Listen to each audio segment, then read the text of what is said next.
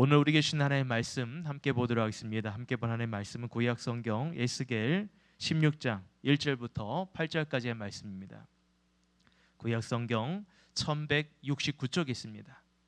에스겔 16장 1절부터 8절까지의 말씀입니다.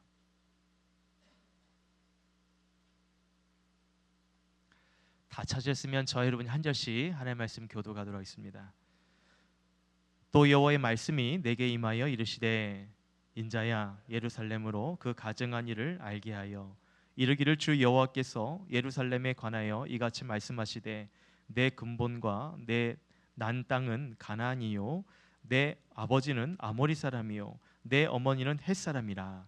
내가 난 것을 말하건대 내가 날 때에 내 배꼽줄을 자르지 아니하였고 너는 물로 씻어 정결하게 하지 아니하였고 내게 소금을 뿌리지 아니하였고 너를 강보로 싸지도 아니하였나니 아무도 너를 돌아봐 이 중에 한 가지라도 내게 행하여 너를 불쌍히 여긴 자가 없었으므로 내가 나던 날에 내 몸이 천하게 여겨져 내가 들에 버려졌느니라. 내가 내 곁으로 지나갈 때에 내가 피투성이가 되어 발짓하는 것을 보고 내게 이르기를 너는 피투성이라도 살아있으라. 다시 이르기를 너는 피투성이라도 살아있으라 하고 내가 너를 들에 풀같이 많게 하였더니 내가 크게 자라고 심히 아름다우며 유방이 뚜렷하고 내 머리털이 자랐으나 내가 여전히 벌거벗은 알몸이더라. 함께 있습니다. 내가 내 곁으로 지나며 보니 내 때가 사랑할 만할 때라. 내 옷으로 너를 덮여 벌거벗은 것을 가리고 내게 맹세하고 언약하여 너를 내게 속하게 하였느니라. 나 주 여호와의 말이니라. 아멘. 할렐루야. 오늘 새벽에 오신 여러분들을 주의 이름으로 환영하고 축복합니다. 우리 한번 서로 좌우 앞뒤에 계신 분께 반갑게 인사하도록 할게요. 잘 오셨습니다. 반갑습니다. 인사하겠습니다. 잘 왔습니다. 반갑습니다. 한 번 더 이렇게 인사할게요. 오늘도 성령 충만하십시오. 한번 인사하겠습니다. 오늘도 성령 충만하십시오. 사랑하는 성도 여러분, 오늘 이 밤에 주님 앞에 깊이 기도하고 주께서 주시는 은혜가 충만하기를 주의 이름으로 축복드립니다. 성령 받는 삶이 또 연이어지기를 또 주의 이름으로 축복드립니다. 아멘. 이번 주 월요일부터 저와 여러분은 성경 통독 말씀, 바로 에스겔의 말씀을 살펴보고 있습니다. 오늘 말씀을 살펴보기 전에 먼저 이 에스겔의 시대적 배경을 좀 이해할 필요가 있어요. 여러분, 에스겔은 어떤 시대적 배경이 있냐면 남유다가 멸망하고 그리고 포로 생활하던 그 시대적 배경을 가지고 있습니다. 남유다가 여러분 바벨론에 의해서 느부갓네살 왕에 의해서 바벨론 느부갓네살 왕에 의해서 세 번의 침략을 받게 됩니다. 그런 가운데 이제 남유다가 멸망하게 되고 또 이스라엘 백성들이 포로로 잡혀가는 그 시대에 에스겔 이 선지자가 하나님의 부름을 받고 그의 사역에 쓰임 받는 삶을 보여주고 있습니다. 여러분 1차 침공을 당했을 때에 바벨론에서 1차 침공 받고 나서 포로로 끌려간 사람들이 누가 있었냐면 여러분이 잘 알고 있는 다니엘과 세 친구들이 1차 포로 때에 이제 잡혀가게 됩니다. 여러분 그래서 이제 다니엘서의 배경도 보면 에스겔서와 이 시대적 배경이 같다라는 것을 이해하시면 될 것 같아요. 그 다음에 이제 2차 침공을 당했을 때 그때 이제 포로로 끌려간 사람들이 누가 있었냐면 당시 남유다 여호와긴 있고 여호와긴이 있어요. 여호와긴 때에 왕이 끌려가게 되고 그리고 그와 관련된 각종 지도자들 그리고 그와 더불어서 군인 1만 명이 포로로 잡혀가게 됩니다. 여러분 이때에 오늘 이 에스겔서를 기록한 에스겔도 포로로 잡혀가게 되는 거죠. 2차 침공 때. 여러분 이제 에스겔이 잡혀갔을 때에 그때는 이제 3차 침공이 일어나기 전이고요.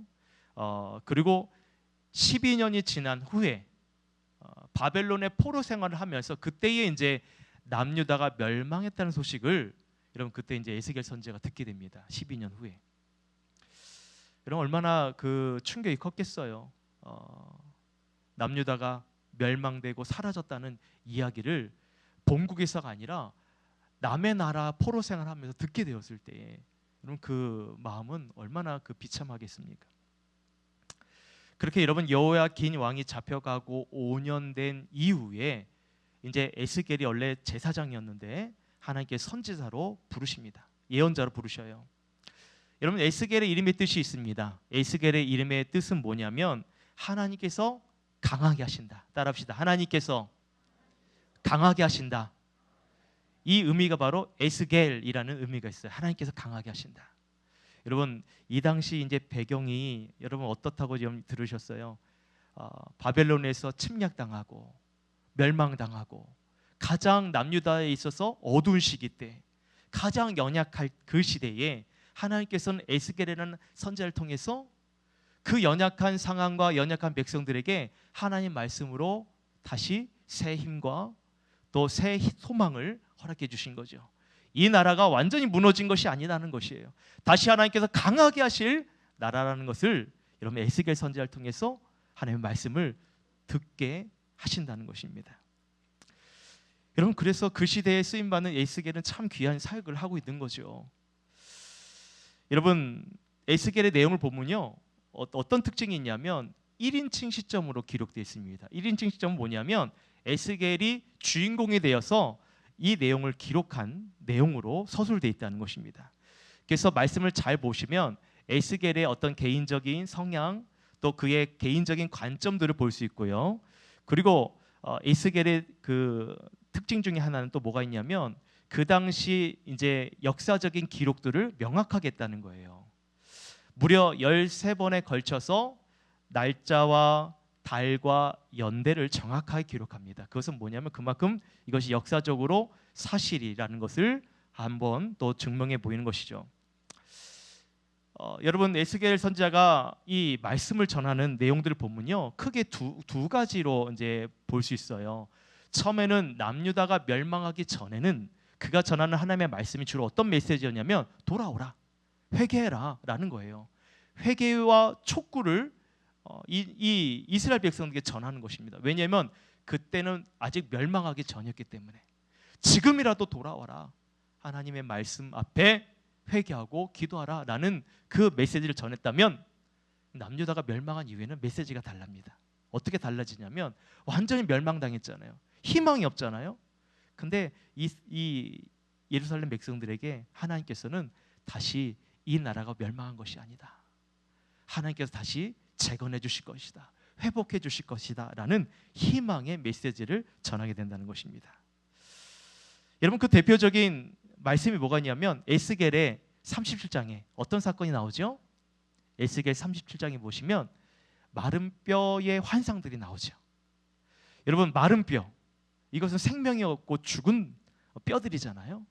근데 이 에스겔 골짜기에 있는 이 마른 뼈 환상들을 통해서 이 마른 뼈가 어떻게 되냐면 다시 뼈와 뼈가 붙고 힘줄이 붙고 살이 덮이고, 그래서 죽은 듯한 이 뼈들이 살아있는 군대로 이르는 그런 환상을 보여주십니다.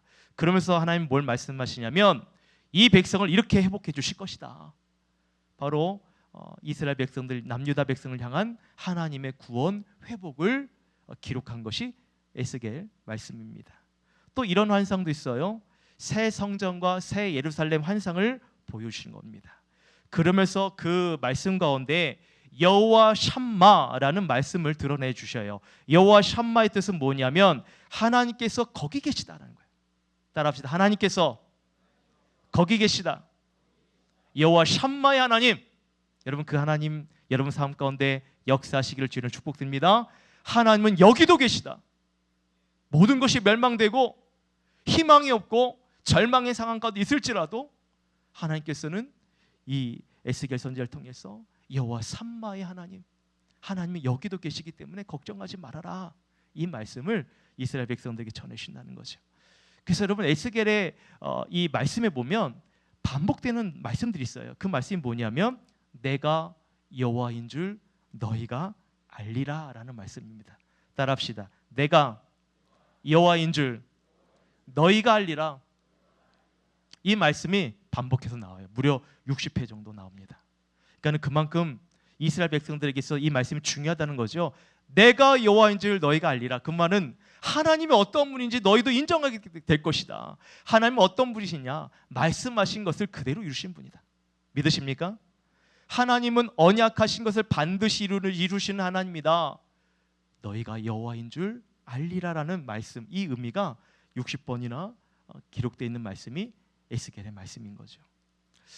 여러분 얼마나 희망이 되고 소망이 되고 하나님이 여기도 계시다, 하나님이 힘이 되어 주신다, 이러한 메시지를 계속 여러분 그들이 포로 생활하면서도 또 멸망 가운데 있으면서도 이 에스겔 사람을 통해서 하나님의 말씀을, 그분의 마음을 여러분 듣게 해주시는 거예요.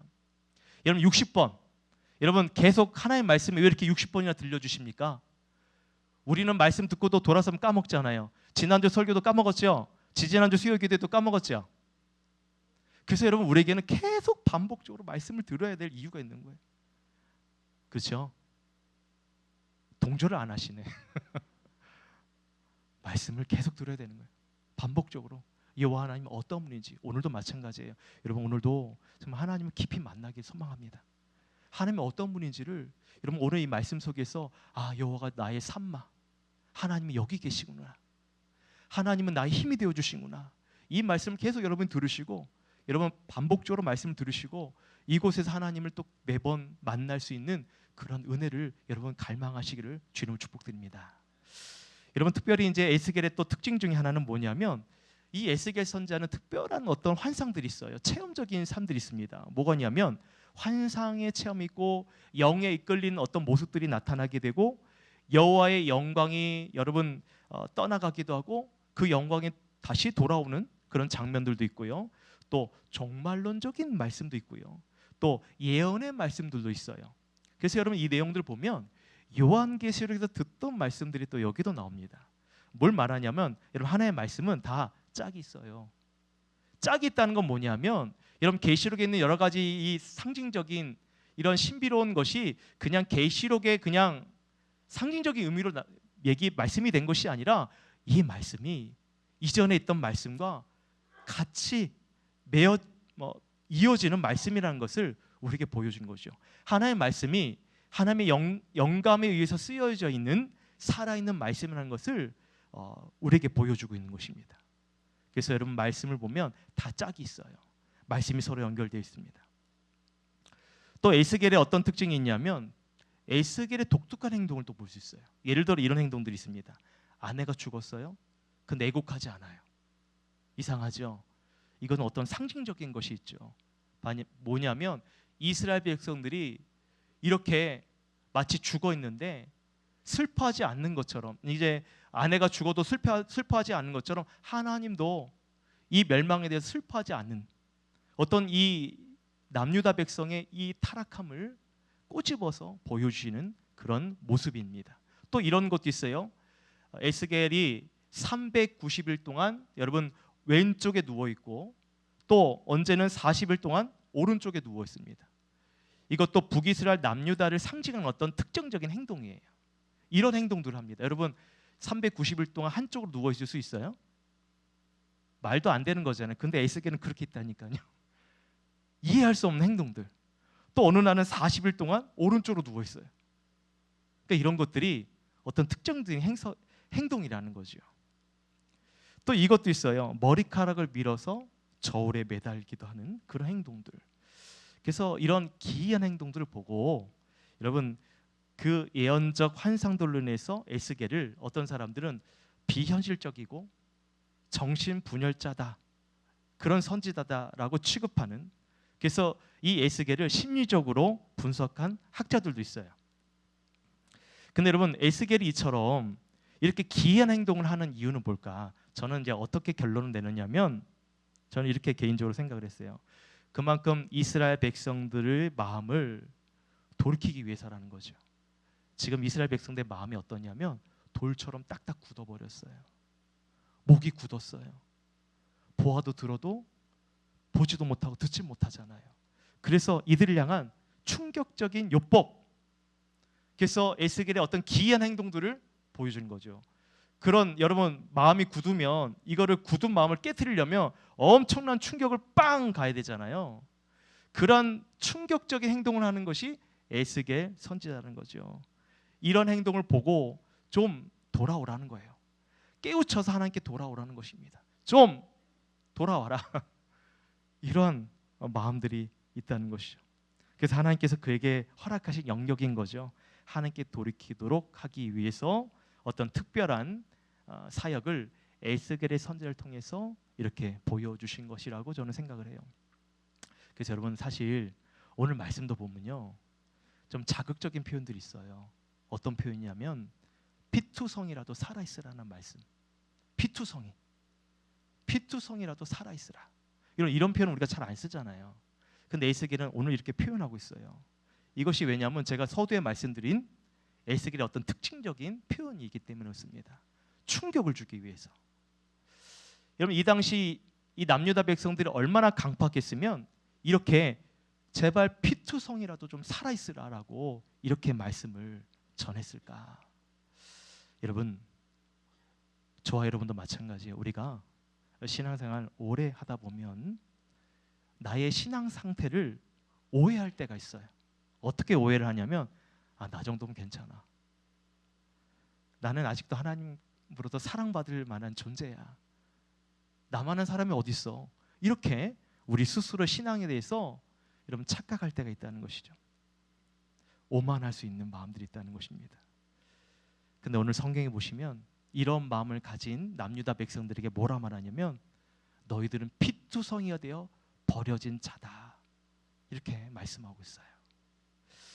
그래서 오늘 이 말씀은 남유다 백성들에게 그들의 신앙을 돌아보게 하는 말씀이기도 하고, 또 이 말씀을 오늘 우리가 보는 우리의 관점에서는 오늘 우리에게도 하신 말씀이기도 합니다. 그래서 오늘 말씀을 통해 우리 자신들의 신앙을 다시 한번 돌아볼 수 있는 그런 은혜가 있기를 주 이름으로 축복드립니다. 오늘 말씀을 통해 우리가 기억해야 될 것은 첫 번째 뭐냐면, 하나님은 들에 버려진 우리를 거두셨다는 거예요. 들에 버려진 우리를 거두신 하나님. 오늘 말씀 4절, 5절 말씀인데요. 같이 한번 읽어볼까요? 합심해서 시작. 내가 난 것을 말하건대 내가 날 때에 내 배꼽줄을 자르지 아니하였고 너는 물로 씻어 정결하게 하지도 아니하였고 내게 소금을 뿌리지도 아니하였고 너를 강보에 싸지도 아니하였나니 아무도 너를 돌아보아 이 중에 한 가지라도 내게 행하여 너를 불쌍히 여긴 자가 없으므로 내가 나던 날에 내 몸이 천하게 여겨져 내가 들에 버려졌느니라. 자, 마지막에 뭐라고 말했어요? 내가 들에 버려졌느니라. 여러분, 오늘 말씀은 에스겔 선지자는 예루살렘을요 마치 갓 태어난 여자아이로 묘사합니다. 왜 여자아이냐면 오늘 본문에 보시면 여자의 어떤 특징적인 모습들이 나오기 때문에 그래요. 그래서 이 들에 버려진 아기가 여자라는 것을 알 수 있습니다. 근데 중요한 것은 이 갓 태어난 아기는 불쌍히 여김을 받지 않아요. 그냥 방치해, 버려진 채로 방치해 둡니다. 그래서 오늘 말씀을 보시면 갓 태어난 아기의 배꼽줄을 어떻게 해요? 자르지도 않았고 버려졌으니까. 또 씻기지도 않았고 또 소금으로도 닦지 않았다. 그리고 강보에도 쌓이지 않았다라고 표현하고 있습니다. 여러분, 갓 태어난 아기에게 소금을 뿌린다는 것은 이 당시에 뭘 말하냐면 위생, 살균, 어떤 그런 효과를 나타내기 때문에 소금을 사용했습니다. 근데 소금을 뿌리지 않았다는 거예요. 물로 씻지도 않았어요. 탯줄을 잘라야 세균이 침투하는 것을 막을 수 있는데 탯줄도 자르지 않았어요. 아무도 갓 태어난 아기를 지금 돌보지 않고 있습니다.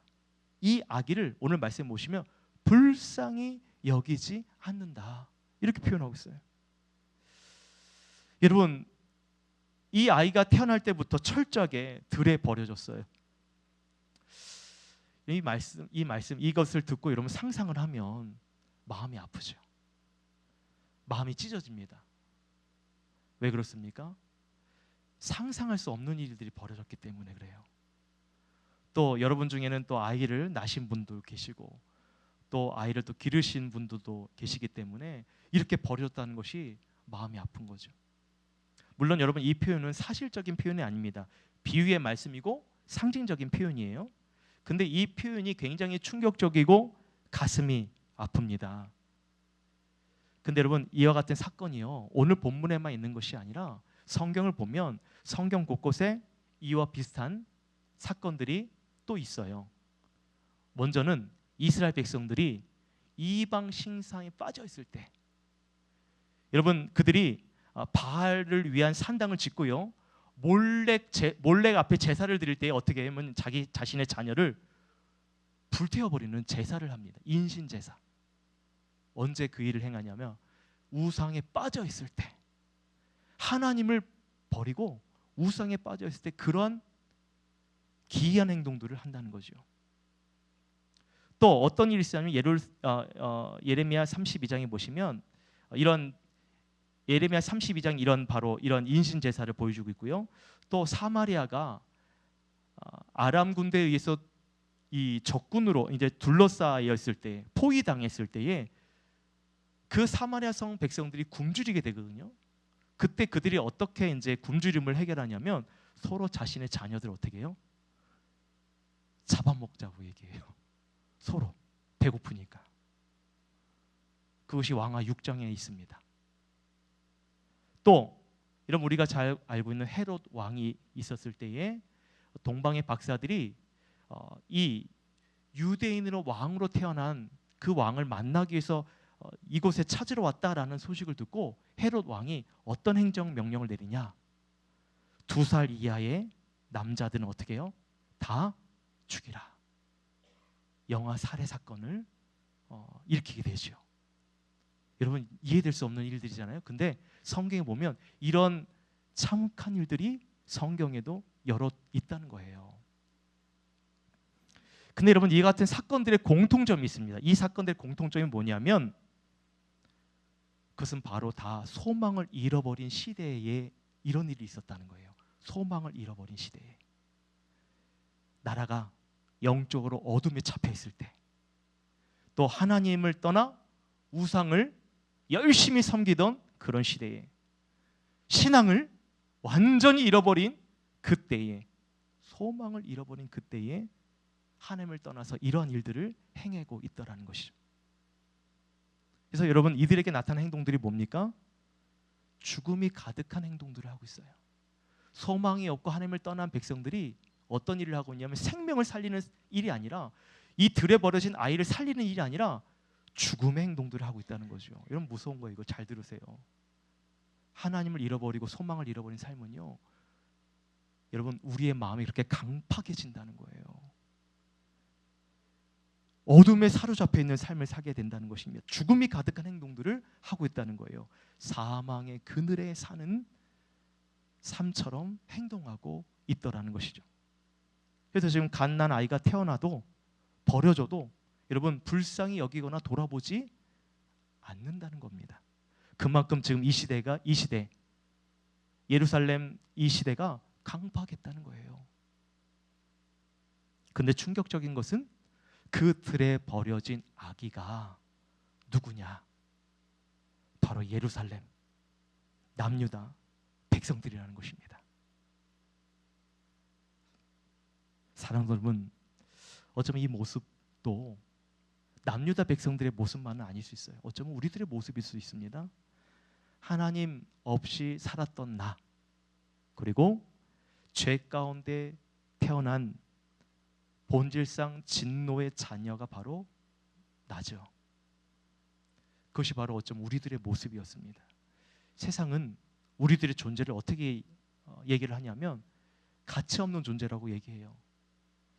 그리고 세상은 우리를 방치해 둡니다. 철저하게 여러분 버려진 존재로 삼는 거죠. 그렇게 우리는 여러분 이 땅 가운데 피투성이된 채 스스로 살아갈 능력조차 없는 존재였어요.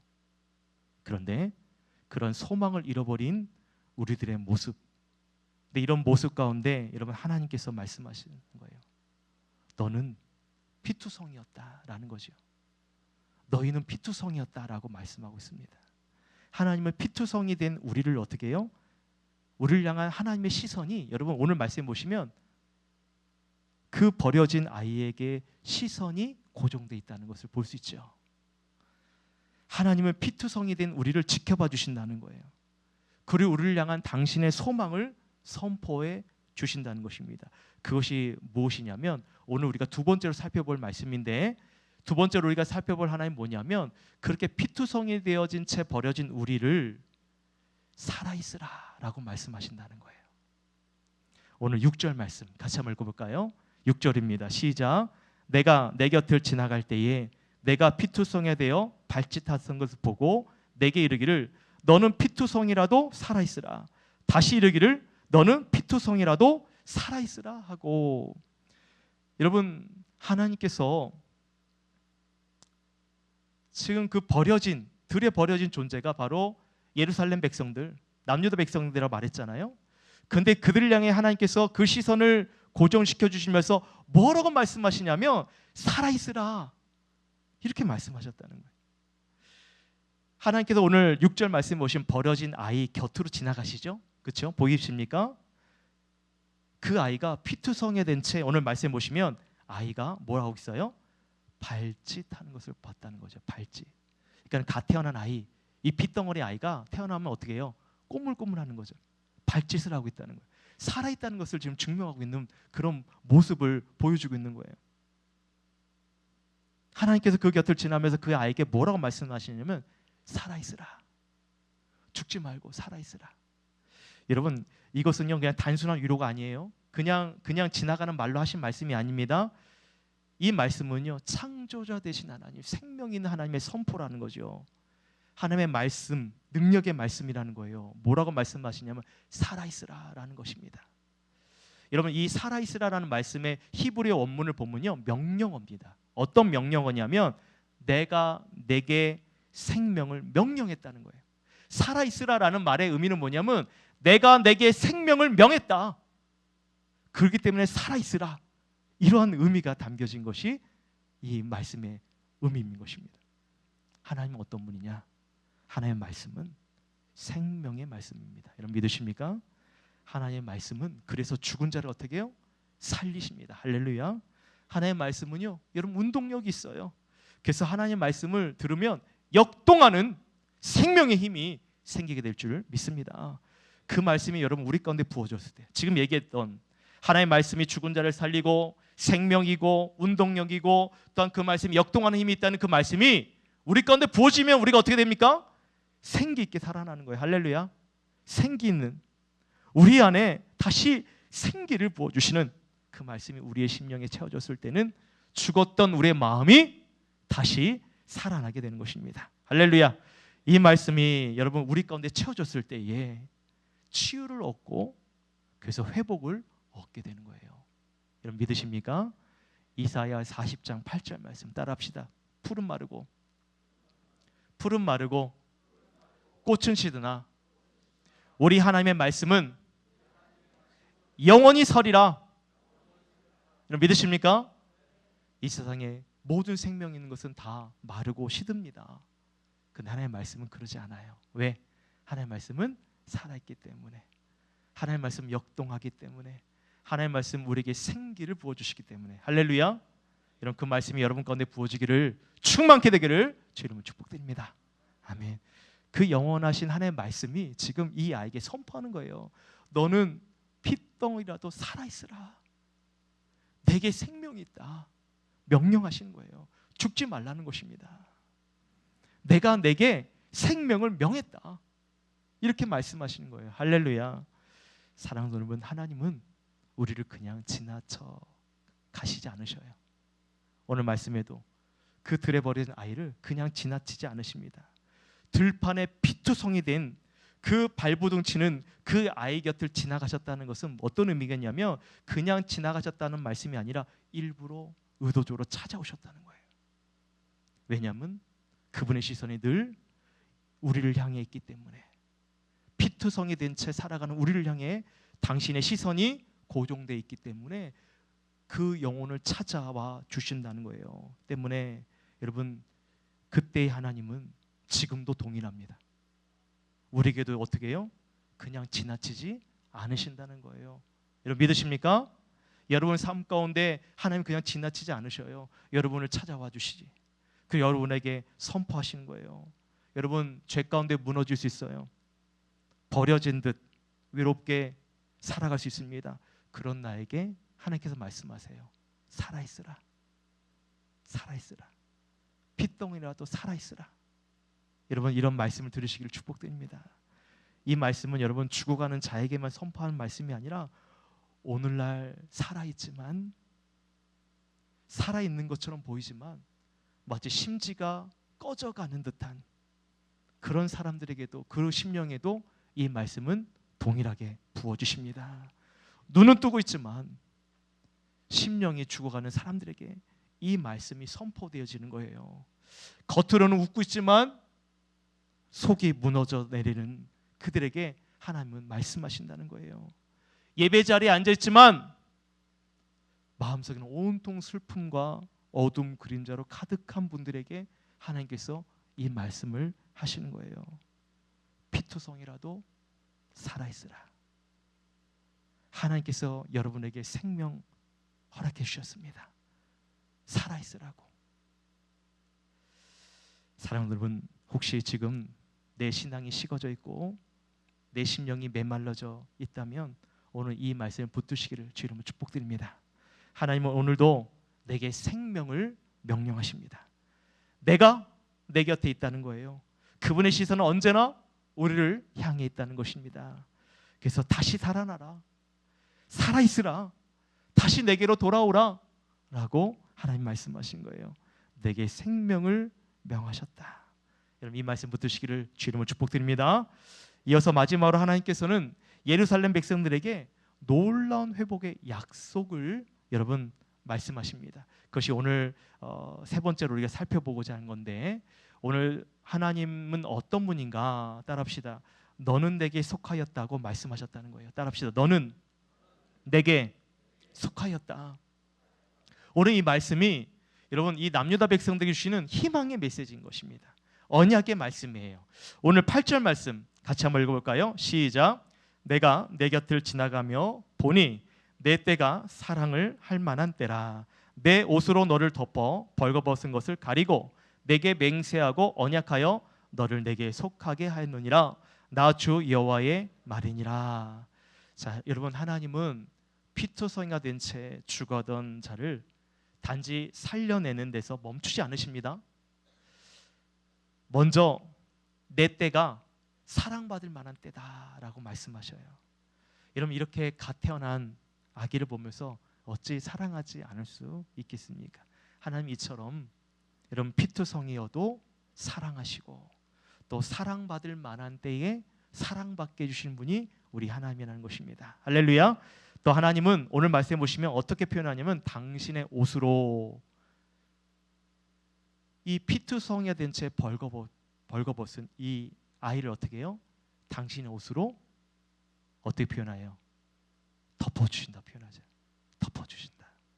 이 그림이 그려져요. 피투성이가 된 채 그냥 발짓하는 이 영혼에게 하나님의 옷을 여러분 어떻게 해요? 덮어주는. 이 표현은 하나님의 절대적인 보호를 의미하는 거죠. 절대적인 그분의 사랑, 절대적인 하나님의 그 정결함을 상징하는 것입니다. 그러고 나서 말씀 보시면 내게 맹세하고 언약하여 내게 속하였다. 너는 내게 속했다라고 말씀하신다는 거예요.